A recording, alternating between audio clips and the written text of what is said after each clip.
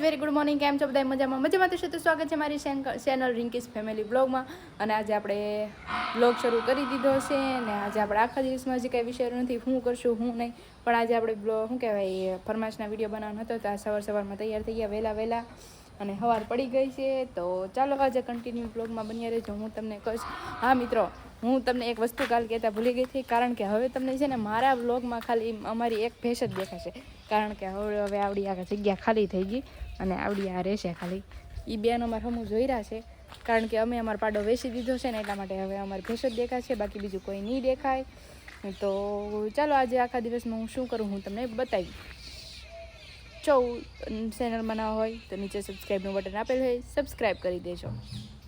તો શું કહેવાય, આપણે જો બધું કામ થઈ ગયું છે ને હવે આપણે જવાનું વાડીએ. તો હાલો આપણે વાડીએ જઈએ અને બતાવીએ કે અમથી કેદુસની આટો મારવા નહોતી ગઈ વાડીએ, તો વાડીએ જઈએ અને પોગીને પાછું બતાવું. આપણે એને વાડીએ પહોંચી ગયા છે પણ હજી ભીનું છે.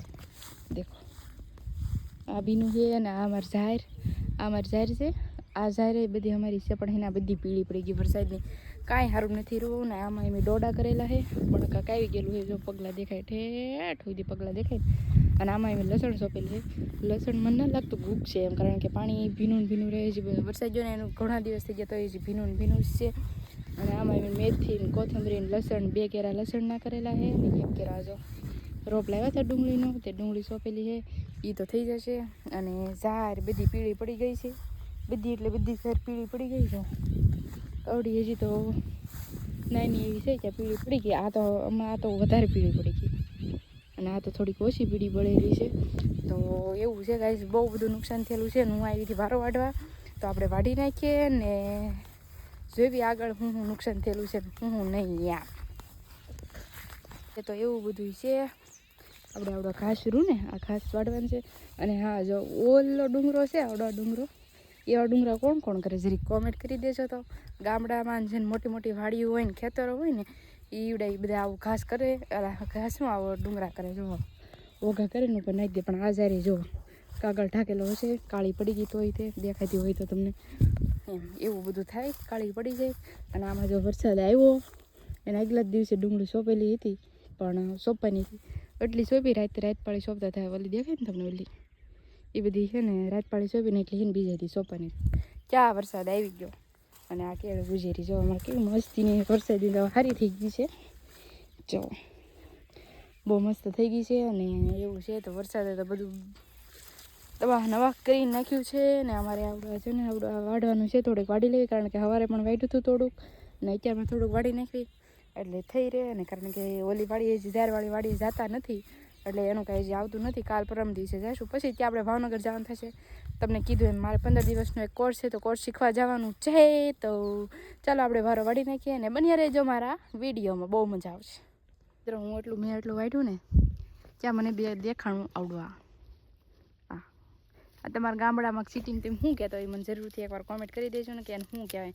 કલકલિયો કેવી કારું નહીં બોલતો હતો તે મેં કીધું હાલો તમને બતાવી દો કલકલિયો હે. અમારે જાવ અહીંયા એવું કહેવામાં આવે અમારા ગામડામાં કે આ જેને ઘર ઉપર કલકલિયો બોલે ને એને ઘરે બાંધણું થાય, ઝઘડા થાય, એવું પહેલાંનું હશે રે. તો એ બધા અત્યારમાં કે હકીકત એવું હોય તો આપણે તો બધા માનવીએ છીએ એટલે આપણા માટે તો બધું સરખું જ છે. તો પાછા વાઢવા મળવી ને શું કહેવાય, ભારો તો વાઢી લીધો. પણ અહીંયા અમારે એક ઉંબરો છે ને, ઉંબરા જો જાણે ઉંબરા હે કે નહીં એમ પરસો વાળી દીધો. હારો એટલો તડકો લાગ્યો. ચોમાસું હતું ત્યારે બહુ ચોમાસું ને શિયાળામાં વરસાદ આવે ત્યારે એવું હતું. આ ઉંબરો છે ને ઉંબરા જોવા જવાની છે કે નહીં એમ ગામડાવાળા હોય ને એને ખબર હોય કે ઉંબરો શું છે એમ.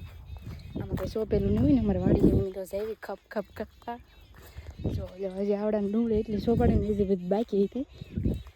દેખતે ઉંબરા છે કે નહીં એમ ત્યાં જઈને હું તમને બતાવું ઉંબરા છે કે નહીં.